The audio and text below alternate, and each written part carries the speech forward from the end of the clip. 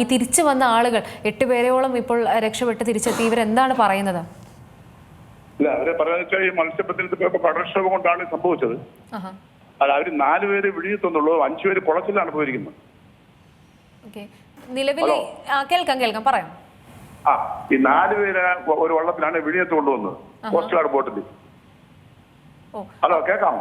കേൾക്കാം പറയാം. അപ്പൊ 5 പേരും വള്ളമായിട്ട് കുളച്ചിൽ കിട്ടി. അവര് കുളച്ചിൽ അടുത്തിരിക്കാൻ ഇവിടെ നിന്ന് ആളുകൾ കരയ്ക്കോട് വണ്ടിയായിട്ട് പോയിട്ടില്ല അവരെ കൊണ്ടുവരാനായിട്ട്.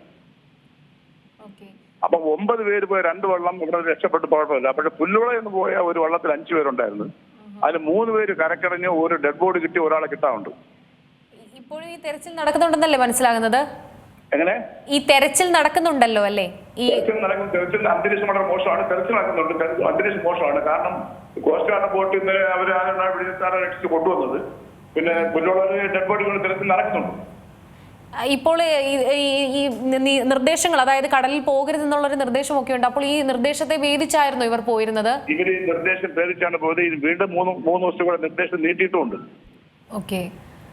ഇന്ന് മുതൽ 3 ദിവസം നീട്ടിട്ടുണ്ട്. ഈ നിർദ്ദേശം ഇരിക്കുന്നതാണ്. പിന്നെ അറിയാലോ, 10-12 ദിവസം കൊണ്ട് കടൽ വരികയാണ്.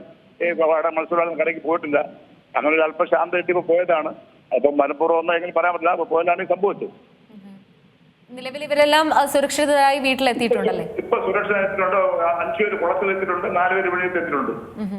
ഇനിയിപ്പോൾ തുടർന്നും ആരെങ്കിലും ഒക്കെ പോകാനുള്ള ഒരു ശ്രമം നടത്തുന്നുണ്ടോ? ഇല്ല, 3 ദിവസത്തേക്ക് കർശന നിയന്ത്രണം കൊടുത്തിരിക്കുകയാണ്. കർശന നിരോധനം നിർത്തിയിരിക്കുകയാണ്. സർക്കാർ മുന്നറിയിപ്പ് കൊടുത്തിരിക്കുകയാണ് 3 ദിവസത്തേക്ക് ആരും കടലിൽ പോകുന്നതാണ്. അപ്പൊ അതുകൊണ്ട് ആരും പോകുന്നില്ല. ഇന്നാരും പോയിട്ടില്ല. പോകാൻ സാധ്യത കുറവാണ് എനിക്ക്. ഇപ്പോൾ ഈ മഴയൊക്കെ ആവുമ്പോൾ സാമ്പത്തികമായിട്ടുള്ള മഴയേക്കാളുപരി ഇവിടെ നമ്മൾ കടലിൽ കാറ്റുള്ളതുകൊണ്ട് കടൽ വലിയ ക്ഷോഭമാണ്, പ്രക്ഷുബ്ധമാണ് കടലിൽ.